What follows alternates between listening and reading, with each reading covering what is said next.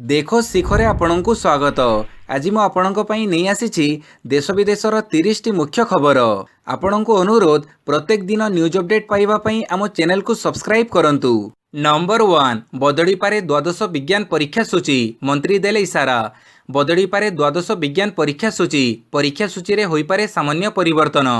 ଦ୍ୱାଦଶ ବିଜ୍ଞାନ ପରୀକ୍ଷା ସିଡ୍ୟୁଲରେ କମ୍ ଦିନର ବ୍ୟବଧାନ ରହିଥିବାରୁ ଛାତ୍ରଛାତ୍ରୀଙ୍କ ମଧ୍ୟରେ ଅସନ୍ତୋଷ ଦେଖାଦେଇଥିଲା। ପରୀକ୍ଷା ସୂଚୀରେ ସାମାନ୍ୟ ପରିବର୍ତ୍ତନ ପାଇଁ ସିଏଚ୍ଏସ୍ସିକୁ ନିର୍ଦ୍ଦେଶ ଦେଇଥିବା କହିଛନ୍ତି ଗଣଶିକ୍ଷା ମନ୍ତ୍ରୀ ସମୀର ଦାସ। ଏନେଇ ମନ୍ତ୍ରୀ ଦାସ କହିଛନ୍ତି ବିଜ୍ଞାନ ପିଲାଙ୍କ ପରୀକ୍ଷା ସିଡ୍ୟୁଲରେ କମ୍ ଦିନର ବ୍ୟବଧାନ ରହିଥିବାରୁ ଏଥିରେ ସାମାନ୍ୟ ପରିବର୍ତ୍ତନ ପାଇଁ ପିଲାମାନେ ଅନୁରୋଧ କରୁଛନ୍ତି। ତେଣୁ ଯଦି ସମ୍ଭବ ହୁଏ ଏଥିରେ ସାମାନ୍ୟ ପରିବର୍ତ୍ତନ ପାଇଁ ସିଏଚ୍ଏସ୍ସିକୁ ନିର୍ଦ୍ଦେଶ ଦେଇଛି। ଏହାଦ୍ୱାରା ପିଲାଙ୍କୁ ରିଭିଜନ ପାଇଁ ସୁଯୋଗ ମିଳିବ। ଠିକ୍ ସମୟରେ ପରୀକ୍ଷା ହେବ, ଠିକ୍ ସମୟରେ ରେଜଲ୍ଟ ବାହାରିବ। ନମ୍ବର 2 ଏପ୍ରିଲ 1ରୁ ପୁରୀ ସହରର 2ଟି ରୁଟ୍ରେ ଚାଲିବ ମୋ ବସ୍। ପୁରୀ ସହର ମଧ୍ୟରେ ଚାଲିବ ମୋ ବସ୍। ଏପ୍ରିଲ 1 ତାରିଖରୁ ପୁରୀ ସହରରେ ମୋ ବସ୍ ଚଳାଇବା ପାଇଁ ଘୋଷଣା କରିଛନ୍ତି କ୍ୟାପିଟାଲ ରିଜନ ଅର୍ବାନ ଟ୍ରାନ୍ସପୋର୍ଟ ଅର୍ଥାତ୍ କ୍ରୁଟ୍ କର୍ତ୍ତୃପକ୍ଷ। ପ୍ରଥମେ ସହରର 2ଟି ରୁଟ୍ 52 ଏବଂ 53 ରୁଟ୍ରେ ଗଡ଼ିବ ମୋ ବସ୍। ରୁଟ୍ ନମ୍ବର 52 ଅର୍ଥାତ୍ ପୁରୀ ବସଷ୍ଟାଣ୍ଡ ଓ ଲାଇଟ୍ ହାଉସ୍ ମଧ୍ୟରେ ମୋ ବସ୍ ଚାଲିବ। ପୁରୀ ବସଷ୍ଟାଣ୍ଡରୁ ମୋ ବସ୍ ବାହାରି ପୁରୀ ରେଳ ଷ୍ଟେସନ, ଜିଲ୍ଲା school, tourist office, sea beach road, Chaitanya square ଏବଂ ସ୍ୱର୍ଗଦ୍ୱାର ଦେଇ ଲାଇଟ୍ ହାଉସ୍ରେ ପହଞ୍ଚିବ। ସେହିଭଳି ଲାଇଟ୍ ହାଉସ୍ରୁ ଯେଉଁ ବସ୍ ବାହାରିବ ତାହା ଏହିସବୁ ସ୍ଥାନ ଦେଇ ପୁରୀ ବସଷ୍ଟାଣ୍ଡରେ ପହଞ୍ଚିବ। ସେହିଭଳି route number 53 Malati Patpur bus stand ଓ ପୁରୀ ବସଷ୍ଟାଣ୍ଡ ମଧ୍ୟରେ ଯୋଗାଯୋଗ କରିବ। ମାଳତୀ ପାଟପୁର ବସଷ୍ଟାଣ୍ଡରୁ ମୋ ବସ୍ ବାହାରି ବୀର ହରେକୃଷ୍ଣପୁର ବାଟ, ମଙ୍ଗଳ ମନ୍ଦିର, 18 ନଡ଼, ମାଟିଆପଡ଼ା ସ୍କୋୟାର ଦେଇ ପୁରୀ ବସଷ୍ଟାଣ୍ଡରେ ପହଞ୍ଚିବ। ସେହିପରି ପୁରୀ ବସଷ୍ଟାଣ୍ଡରୁ ମୋ ବସ୍ ବାହାରି ଏହିସବୁ ସ୍ଥାନ ଦେଇ ମାଳତୀ ପାଟପୁର ବସଷ୍ଟାଣ୍ଡରେ ପହଞ୍ଚିବ। ନମ୍ବର 3 ଓଡ଼ିଶାର ସ୍ୱାର୍ଥ ପାଇଁ ସାଂସଦଙ୍କୁ ସଂସଦରେ ଗୁରୁମନ୍ତ୍ର ଦେଲେ ନବୀନ। 3 ଦିନିଆ ନୂଆଦିଲ୍ଲୀ ଗସ୍ତରେ ମୁଖ୍ୟମନ୍ତ୍ରୀ ନବୀନ ପଟ୍ଟନାୟକ ନୂଆଦିଲ୍ଲୀରେ ପହଞ୍ଚିବା ପରେ କାଲି କେନ୍ଦ୍ରମନ୍ତ୍ରୀ ଓ ବିଭିନ୍ନ ଦଳର ସାଂସଦମାନଙ୍କ ସହ ସାକ୍ଷାତ କରିଛନ୍ତି ମୁଖ୍ୟମନ୍ତ୍ରୀ। ଏଥିସହ ବିଜେଡି ସଂସଦୀୟ ଦଳ ବୈଠକରେ ଯୋଗ ଦେଇଛନ୍ତି। ଓଡ଼ିଶାର ସ୍ୱାର୍ଥ ସମ୍ବଳିତ ପ୍ରଶ୍ନଗୁଡ଼ିକୁ ସଂସଦରେ ଉପସ୍ଥାପିତ କରିବାକୁ ସେ ବିଜେଡି ସାଂସଦମାନଙ୍କୁ ପରାମର୍ଶ ଦେଇଛନ୍ତି। ମୁଖ୍ୟମନ୍ତ୍ରୀଙ୍କ ସହ ବିଜେଡିର ଅନ୍ୟ ସାଂସଦମାନେ ମଧ୍ୟ ପାର୍ଲାମେଣ୍ଟ ପରିସରରେ ଉପସ୍ଥିତ ଥିଲେ। ଗସ୍ତ ସମୟରେ ପ୍ରଧାନମନ୍ତ୍ରୀ ନରେନ୍ଦ୍ର ମୋଦି କିମ୍ବା ଗୃହମନ୍ତ୍ରୀ ଅମିତ ଶାହାଙ୍କୁ ଭେଟିବାର କୌଣସି କାର୍ଯ୍ୟକ୍ରମ ନାହିଁ ବୋଲି ମୁଖ୍ୟମନ୍ତ୍ରୀ କହିଛନ୍ତି। ଆଗକୁ ରାଷ୍ଟ୍ରପତି ନିର୍ବାଚନ ଥିବାବେଳେ ବିଜେଡି କାହାକୁ ସମର୍ଥନ କରିବ ବୋଲି ଗଣମାଧ୍ୟମ ପ୍ରତିନିଧି ପ୍ରଶ୍ନ ପଚାରିଥିଲେ। ଏ ସମ୍ପର୍କରେ ବିଜେଡି କିଛି ଚିନ୍ତା କରିନଥିବା ସ୍ପଷ୍ଟ କରିଛନ୍ତି ନବୀନ। ତା ସହିତ ତେଲେଙ୍ଗାନା ମୁଖ୍ୟମନ୍ତ୍ରୀ ଲେଖିଥିବା ଚିଠି ପାଇନଥିବା କହିଛନ୍ତି ମୁଖ୍ୟମନ୍ତ୍ରୀ। ନମ୍ବର 4 ରାଜ୍ୟର 15,000 ଛାତ୍ରଛାତ୍ରୀଙ୍କୁ ମିଳିବ ଲାପଟପ୍। ରାଜ୍ୟର 15,000 ମେଧାବୀ ଛାତ୍ରଛାତ୍ରୀଙ୍କୁ ଲାପଟପ୍ ମିଳିବ। ଏହି ଲାପଟପ୍ କିଣିବା ପାଇଁ ଆର୍ଥିକ ସହାୟତା ପ୍ରଦାନ କରାଯିବ ବୋଲି ସୂଚନା ମିଳିଛି। 2021ରେ ଉତ୍ତୀର୍ଣ୍ଣ ହୋଇଥିବା ଛାତ୍ରଛାତ୍ରୀଙ୍କ ମଧ୍ୟରୁ ଯୋଗ୍ୟ ଛାତ୍ରଛାତ୍ରୀଙ୍କୁ 30,000 ଟଙ୍କା ଲେଖାଏଁ ଦିଆଯିବ। 2020-21 ଶିକ୍ଷାବର୍ଷରେ ଉଚ୍ଚ ମାଧ୍ୟମିକ ଶିକ୍ଷା ପରିଷଦ ବା ସିଏଚ୍ଏସ୍ସି ଦ୍ୱାରା ପରିଚାଳିତ ବାର୍ଷିକ ଉଚ୍ଚ ମାଧ୍ୟମିକ ପରୀକ୍ଷା 2021, ଧନ୍ଦାମୂଳକ ଶିକ୍ଷା ପରୀକ୍ଷା 2021 ଏବଂ ଶ୍ରୀ ଜଗନ୍ନାଥ ସଂସ୍କୃତ ବିଶ୍ୱବିଦ୍ୟାଳୟ ଦ୍ୱାରା ପରିଚାଳିତ ଉପଶାସ୍ତ୍ରୀ ପରୀକ୍ଷା 2021ରେ ଉତ୍ତୀର୍ଣ୍ଣ ହୋଇଥିବା ପିଲାମାନଙ୍କୁ ବିଜୁ ଯୁବ ସଶକ୍ତିକରଣ ଯୋଜନାରେ ଏହି ସହାୟତା ପ୍ରଦାନ କରାଯିବ। ଏନେଇ ଯୋଗ୍ୟ ବିବେଚିତ ଛାତ୍ରଛାତ୍ରୀଙ୍କର ଏକ ଲିଷ୍ଟ ଓ ମାର୍ଗଦର୍ଶିକା ଉଚ୍ଚଶିକ୍ଷା ବିଭାଗର ୱେବସାଇଟ୍ www.dheodisha.gov.in ଓ www.scholarship.odisha.gov.in ରେ ଉପଲବ୍ଧ ଅଛି। ଛାତ୍ରଛାତ୍ରୀମାନେ www.scholarship.odisha.gov.in ରେ ନିଜର ଆଧାର ନମ୍ବର ଓ ଆଧାର ସଂଯୁକ୍ତ ମୋବାଇଲ ନମ୍ବର ମାଧ୍ୟମରେ ରେଜିଷ୍ଟ୍ରେସନ କରିପାରିବେ। ଏହାପରେ ମାର୍ଗଦର୍ଶିକା ଅନୁଯାୟୀ ନିଜର ସମ୍ପୂର୍ଣ୍ଣ ବିବରଣୀ ଆସନ୍ତା ଏପ୍ରିଲ 10 ତାରିଖ ମଧ୍ୟରେ ପ୍ରଦାନ କରିବାକୁ ବିଭାଗ ପକ୍ଷରୁ କୁହାଯାଇଛି। ପାଣିପାଗ ସୂଚନା। ଗ୍ରୀଷ୍ମ ପ୍ରବାହ ପାଇଁ ଏସବୁ ଜିଲ୍ଲାକୁ ୟେଲୋ ୱାର୍ଣ୍ଣିଂ ଜାରି। ରାଜ୍ୟର ଅନେକ ଜିଲ୍ଲାରେ ଗ୍ରୀଷ୍ମ ପ୍ରବାହ ଜାରି ହୋଇଗଲାଣି। ଏଯାବତ୍ ବଲାଙ୍ଗୀରରେ ସର୍ବାଧିକ 41 ଡିଗ୍ରୀ ସେଲସିୟସ୍ ତାପମାତ୍ରା ରହିଥିବା ବେଳେ କେନ୍ଦୁଝରରେ ସର୍ବନିମ୍ନ 19.5 ଡିଗ୍ରୀ ସେଲସିୟସ୍ ତାପମାତ୍ରା ରହିଛି। ମାର୍ଚ୍ଚ 30 ତାରିଖରୁ 31 ତାରିଖ ପର୍ଯ୍ୟନ୍ତ ରାଜ୍ୟର 5ଟି ଜିଲ୍ଲାରେ ଗ୍ରୀଷ୍ମ ପ୍ରବାହ ଜାରି ରହିବ। ଏହି ଜିଲ୍ଲାଗୁଡ଼ିକ ମଧ୍ୟରେ ମୟୂରଭଞ୍ଜ, ବୌଦ୍ଧ, ସୁବର୍ଣ୍ଣପୁର, ବଲାଙ୍ଗୀର ଓ ବରଗଡ଼ ରହିଛି।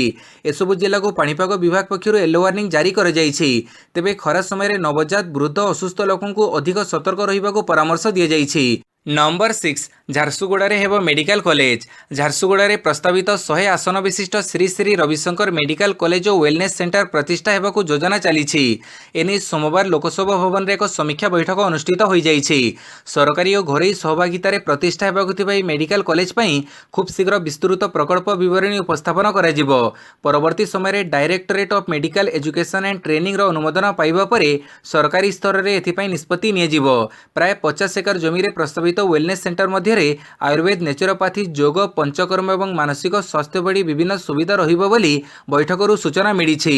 100 ଆସନ ବିଶିଷ୍ଟ ମେଡିକାଲ କଲେଜରେ କ୍ଲିନିକାଲ ସୁବିଧା ସହ ଏଠାରେ ଡାକ୍ତରୀ ପାଠ ପଢ଼ିବାକୁ ଥିବା ଛାତ୍ରଛାତ୍ରୀଙ୍କ ପାଇଁ ମେଡିକାଲ ପାଠ୍ୟକ୍ରମର ବ୍ୟବସ୍ଥା ରହିବ।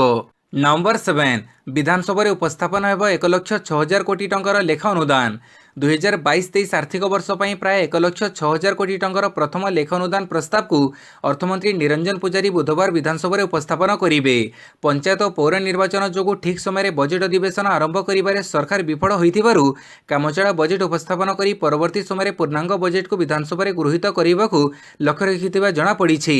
राज्य सरकार सूत्रରୁ मिलिथिबा सूचना अनुसार अर्थमंत्री निरंजन पुजारी आज 2022-23 आर्थिक वर्षर वार्षिक बजेट व्यवहार को गृह में उपस्थापन करेंगे। अर्थमंत्री श्री पुजारी अन्य एक मोशन माध्यम प्राय 1,06,497 कोटी टंकार भोट ऑन अकाउंट ग्रांट निमंते गृहर अनुमति पर उपस्थापन करेंगे। नंबर 8 पुतिन जेलेनस्की आलोचना पर बाट फिटुछि। रूस यूक्रेन युद्ध समाप्ति पर तुर्की में चली आलोचन उल्लेखनीय अग्रगति होइथिबा कुहाଯାଉଛି।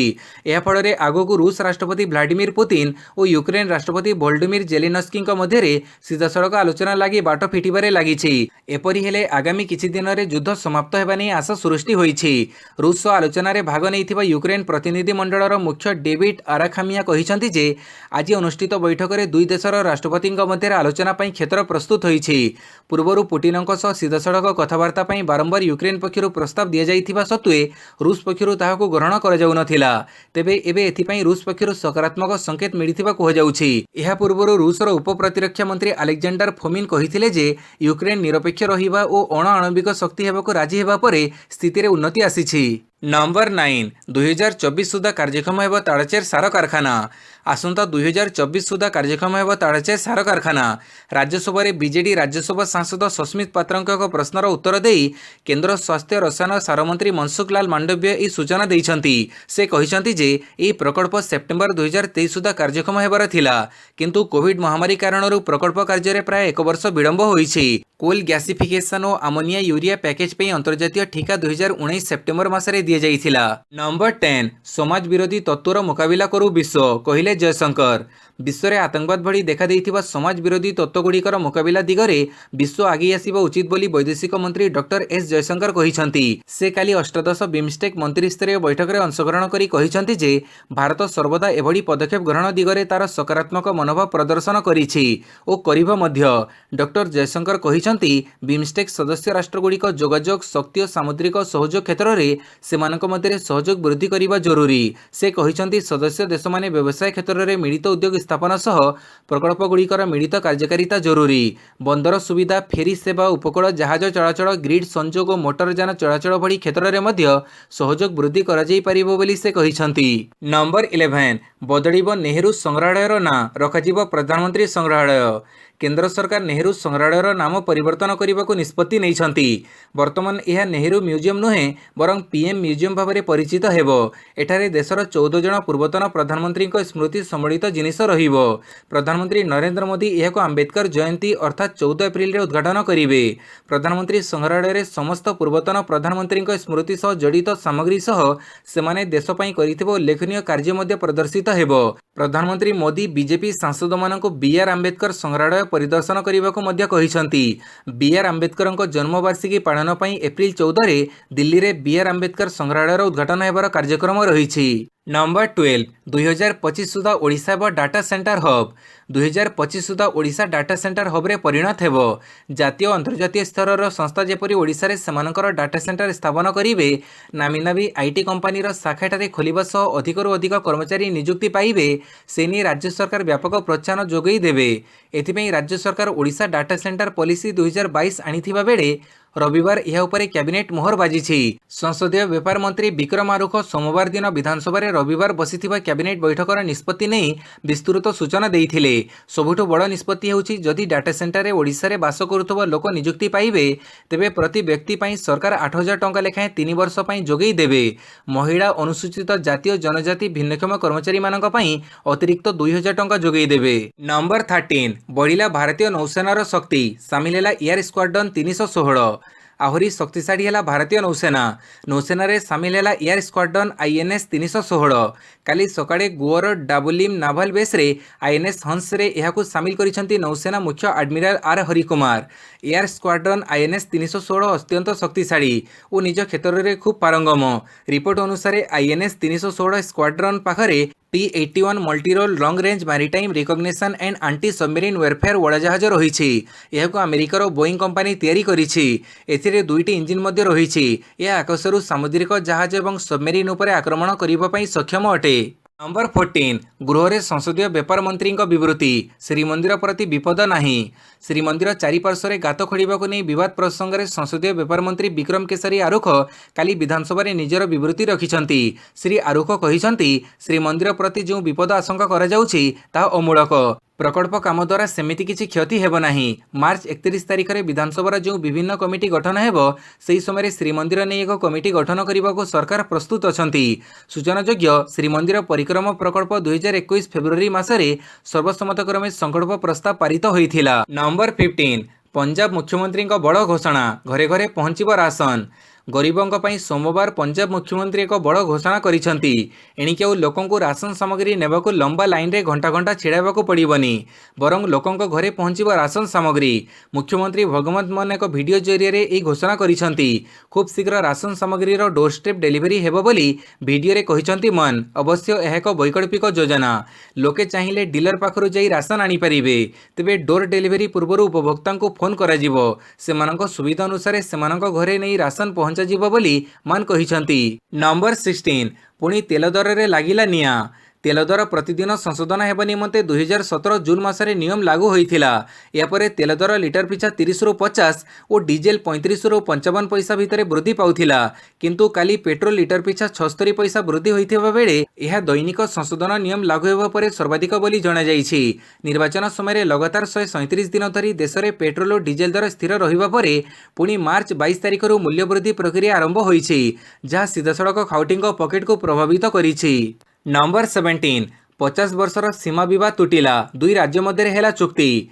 भारतर दुई राज्य आसाम और मेघालय मध्य दीर्घ 50 वर्ष है जारी रही सीमा विवाद रे पूर्णछेद पड़ी। सीमा विवाद रे विराम लगेवाई काली दुई राज्य मुख्यमंत्री गोटे चुक्ति करिसेंती। स्वराष्ट्र मंत्री अमित शाह उपस्थित में आसाम मुख्यमंत्री हेमंत बिश्व शर्मा और मेघालय मुख्यमंत्री कनराड सांगमा उक्त शांति चुक्ति रे दस्तखत करिसेंती। आसाम और मेघालय मध्य 885 किलोमीटर सीमा रही। तेणु दुई राज्य मध्य प्राय 50 वर्ष है सीमा विवाद लगी रही हेले एबे स्वतंत्र चुक्ति द्वारा सीमांत 36.79 वर्ग किलोमीटर विवादी अंचल में शांति प्रतिष्ठा हेबो। बुझामणा अनुଯାयी आसाम निज पाखरे 18.51 वर्ग किलोमीटर जमी रखिबो और बाकी 18.28 वर्ग किलोमीटर जमी मेघालय को देबो। नंबर 18 उत्तर यूक्रेन रे सामरिक अभियान कमेइबाकू रूसर घोषणा।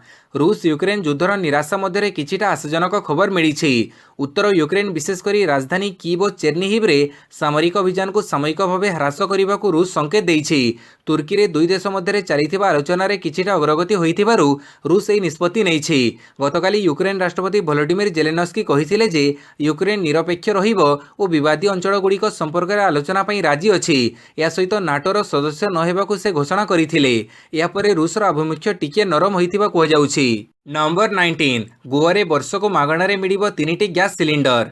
देश में दिनकू दिन रोषेई गैस दर अहेतुक वृद्धि पाउछि। दर वृद्धि को नहीं साधारण जनता नाही नथिबा असुविधार सम्मुखीन होउछंती। एहाकू दृष्टि रे रखी गोवा मुख्यमंत्री राज्यवासी एभली फ्री गैस सिलिंडर घोषणा करिसेंती। आसंता एप्रिल मासरू एही फ्री गैस सिलिंडर पाइबे गोवावासी। गोवा मुख्यमंत्री घोषणा मुताबक राज्यर प्रतिटी परिवार को वार्षिक 3टी गैस सिलिंडर मागणारे जोगई दियाजिबो। सोमवार दिन गोवार मुख्यमंत्री भावे प्रमोद सावंत शपथ नेबा परे एपरी घोषणा करिसेंती। Number 20 Odisha staff selection commission नियुक्ति विज्ञापन। राज्य सरकार द्वारा परिचालित मत्स्य संपद निर्देशालय अधीन कनिष्ठ मत्स्य संपद वैषयिक सहायक बा जूनियर फिशरीज टेक्निकल असिस्टेंट पदवी पर ऑनलाइन आवेदन आरंभ होइछि। योग्य प्रार्थी माने 67टी पदवी पर ऑनलाइन रे आवेदन करिपारिबे। मार्च 22 तारिख में यार ऑनलाइन आवेदन आरंभ होइथिबा बेले यह 22 एप्रिल पर्यंत चलिबो। 22 एप्रिल मध्य ऑनलाइन आवेदन पर परीक्षा फी मध्य दाखल करिपारिबे। ऑनलाइन रे आवेदन एवं परीक्षा फी देबा परे 22 मार्च रु 30 एप्रिल मध्य ऑनलाइन आवेदन को दाखल व सबमिट करिपारिबे। Odisha staff selection website www.ossc.gov.in रे ए संपर्क रे अधिक विवरणी पाई परिबे। नंबर 21 चलित सप्ताह भारत आसीपारती रूस वैदेशिक मंत्री। रूसर वैदेशिक मंत्री सर्गेई लाव्रोव चलित सप्ताह भारत गस्तर आसीपारती। सर्गेईଙ୍କ ଏହି गस्त बेस गुरुत्व बहन करुछि कारण यूक्रेन रूस मध्य युद्ध चली बेले भारत सह संपर्क मजबूत सह व्यवसाय बढ़ाइबाकू से भारत सरकार आलोचना करिपारती। मिलिथिबा सूचना मुताबक सर्गेई मुख्यतः रूसरू किभଳି भारत अधिक अशोधित तैल किणिपारिब एवं सामरिक उपकरण किणिबा पई टंकारे विनिमय होई पारिब से नहीं मुख्यतः आलोचना करिपारती। फेब्रुआरी 24 रे रूस यूक्रेन विरुद्ध रे युद्ध आरंभ करिबा परठारु यार प्रथम रूसी अधिकारी गस्त हेब। नंबर 22 केन्द्रर तदंतकारी संस्था को दीदी विरोध डाकिले बैठक। वीरभूमि हिंसार सीबीआई तदंत चली एतिकी बेले केन्द्रर तदंतकारी संस्थागुड़ी को विरोध करिसेंती पश्चिमबंग मुख्यमंत्री। एपरिकी मुख्यमंत्री ममता बानार्जी बीजेपी पर प्रबल बर्षिछंती। बीजेपी तदंत एजेंसी गुड़िकर दुरुपयोग करुथबा अभियोग आनिछंती। एहाकु नै से समस्त राज्यर मुख्यमंत्री को एक चिठी लिखि गेरुआ दलर मुकाबिला पई एकजुट हेबाकू आह्वान करिसेंती। पश्चिमबंग मुख्यमंत्री चिठी रे लिखिसेंती प्रतिशोध नेबा पई enforcement directorate CBI central vigilance commission एवं आयकर विभाग भड़ी केंद्रीय एजेंसी गुड़िक व्यवहार करा जाउछि। एहा जरिया देशर राजनीतिक विरोधी को टार्गेट करा जाउछि। निर्वाचन पाखी आसिले केंद्रीय एजेंसी गुड़िक मध्य एक्शन मोड को आसी जाउछंती। तेणु आमे समस्तंको एकजुट होई बीजेपी केंद्रीय एजेंसी अपव्यवहार को रोकिबा उचित। नंबर 23 व्याघ्र संरक्षण में भयंकर निआं आयत्त करने कम वायुसेना। हु हु होई जड़ुची राजस्थान प्रसिद्ध सरिस्का व्याघ्र संरक्षण। निआं एते भयंकर बेगर व्यापुची जे यहाको आयत्त करने वायुसेनार एकाधिक हेलिकप्टर नियोजित होइछंती। वर्तमान सुधा निआं 10 वर्ग किलोमीटर अंचल व्यापीछि अर्थात 1800 फुटबॉल पड़िया पई जेतिकी जमी दरकार ताठरू अधिक अंचल निआर पंजारे रहिछि। निआं को आयत्त करने युद्धकालीन भित्तिरे वायुसेनार 2टी हेलिकप्टर नियोजित होइछंती। सेमाने आकाशमार्गरू पानी पकई निआं को आयत्त करने चेष्टा करुछंती। मिलिथिबा सूचना अनुसार सोमवार संध्यारे सारिस्का व्याघ्र संरक्षण जंगल में निआं लागिथिला। प्राथमिक अवस्था वन अधिकारी माने एहाको आयत्त करबा पई चेष्टा करिथिले, तेबे निआं आयत्त न हेबारु वायुसेनार सहायता निया जाइछि।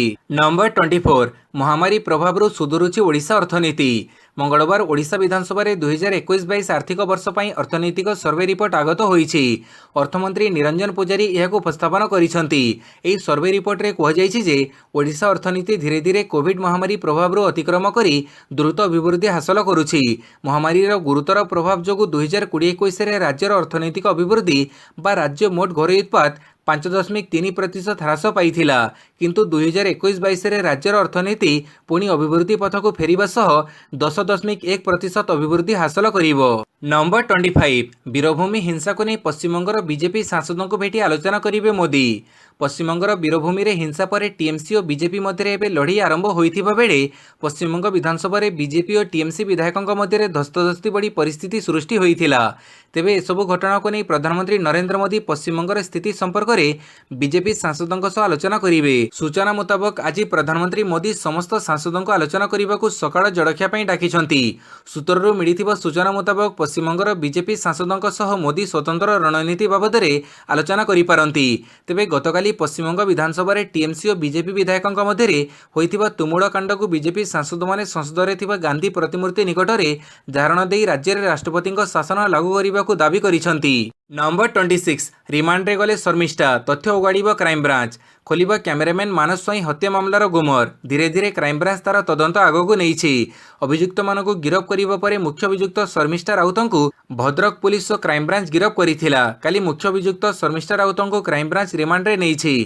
कोर्ट रे क्राइमब्रांच शर्मिष्ठा को 10 दिनिया रिमांड रे नेबाको आवेदन करिथिला, हेले कोर्ट 5 दिनिया रिमांड रे शर्मिष्ठा को नेबाको अनुमति दैछंती।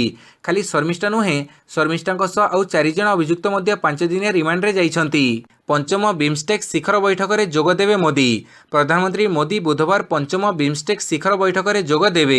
यह शिखर बैठक भर्चुआल माध्यम अनुष्ठित हेब। यह बैठक श्रीलंका द्वारा आयोजित होइछि। शिखर बैठक प्रस्तुति उपर बिम्स्टेक सदस्य देशगुड़िकर कर्मकर्ता माने गतकाली एक बैठक में मिलित होइथिले। बिम्स्टेक वैदेशिक मंत्री मानकर काली बैठक अनुष्ठित होइछि। कोविड समस्या, बिम्स्टेक सदस्य देश माने सम्मुखीन हेतुवा विभिन्न समस्या और बिम्स्टेक वैश्विक एवं अर्थनैतिक सहयोग को परवर्ती स्तर को नेबा पई आज आलोचना हेबो। नंबर 28 एणिकी मंत्री माने मनइच्छा बाछि पारिबेनी सरकारी कर्मचारी। उत्तर प्रदेशर योगी आदित्यनाथ सरकार मंत्री मानक पई एक नूतन नियम जारी कर जाइछि। खबर मुताबक वर्तमान मंत्री निज पाखरे निज पसंदर व्यक्तिगत कर्मचारी रखिबार स्वाधीनता पाइबे नाही। सेमानंकु एक निर्दिष्ट तालिकारु सेमानक कर्मचारी बाछिबाकु पड़िबो। एही नूतन व्यवस्था रे मुख्यमंत्री कार्यालयरु सबुज संकेत मध्य मिलिछि। योगी सरकार नूतन व्यवस्था रे कर्मचारी चयन डिजिटल करा जिवो एवं मंत्री मानंकु तालिकारु सेमानक कर्मचारी चयन करबाकू पड़िबो। विशेष कथा होछि कंप्यूटर लॉटरी माध्यम रे एही तालिका प्रस्तुत कर जाइछि। एथिसह गत 5 वर्ष मध्य कौनसी मंत्री सह कार्य करिथिबा सपोर्ट स्टाफ नूतन तालिका रे अंतर्भुक्त होई नाहंती। सूचना मुताबक कर्मचारी अंतिम तालिका को मुख्यमंत्री कार्यालय को मंजूरी मिली सारिछि। नंबर 29 आईपीएल हैदराबाद को 61 रन रे हरैला राजस्थान।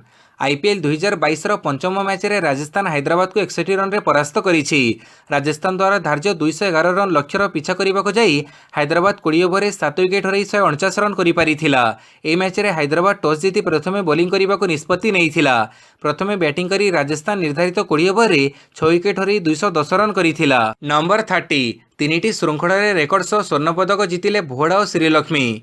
राज्य क्रीड़ा युवसेवा विभाग एवं भारतीय भारोत्तोलन महासंघर मिलित आनुकूल्य रे स्थानीय किड विश्वविद्यालय इंडोर हल रे चलीथिबा जातीय भारोत्तोलन चैंपियनशिप रे काली यूथ बालक 102 केजी वर्ग रे बिहार भोड़ा सिंह एवं 81 केजी यूथ बालिका वर्ग रे श्रीलक्ष्मी तीनोटी जाक श्रृंखला रे नुआ रेकर्ड स्थापन करने सहित स्वर्ण पदक हासिल करिसंती। 102 केजी यूथ बालक वर्ग रे बिहार भोड़ा सिंह स्नाच रे 126 केजी और क्लीन एंड जर्क रे 150 केजी एवं मोट रे 276 केजी उत्तोलन करी तीनोटी जाक श्रृंखला रे नुआ रेकर्ड स्थापन करने सह स्वर्ण पदक हासिल करिसंती।